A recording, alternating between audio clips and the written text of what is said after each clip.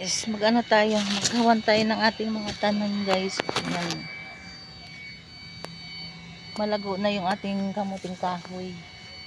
Siya yung ating papaya, ano na yun siya. Malalaki na rin. Kaya aayusin natin yung ating tanim at maraming damo.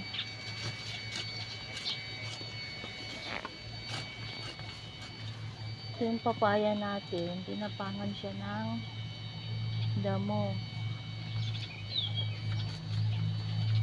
Kaya anuhin natin siya.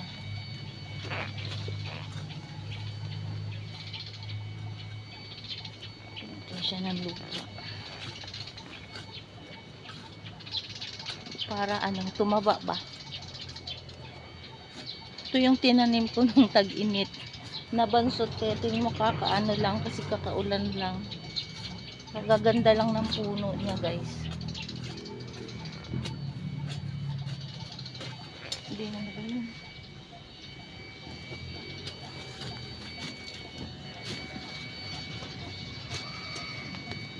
May tayo kasi napakainit. Hangin. At saka dito. Malago. Pag pumasok tayo dito, baka hindi tayo makahinga sa init. Ayan. Kasi yung damo niya, umaano siya, gumagapang sa puno. Kaya kailangan siyang alisin. Halos hindi na tayo makita sa sa lago ng kamuting kahoy natin.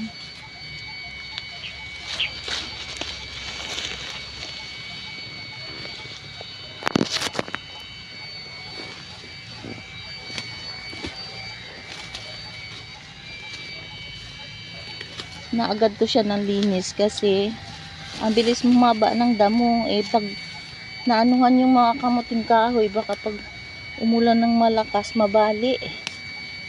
Maano siya kasi ginagapangan nila yung puno.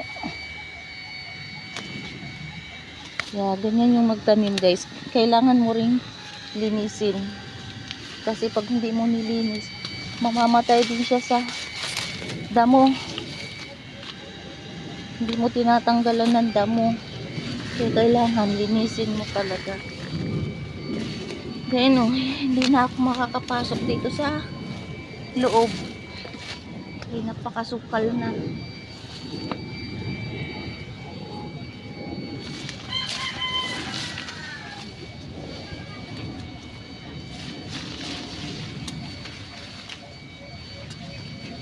Mahirap.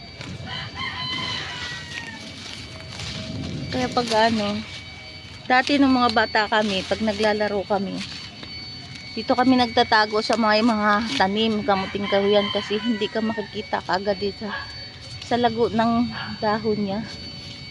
Diba?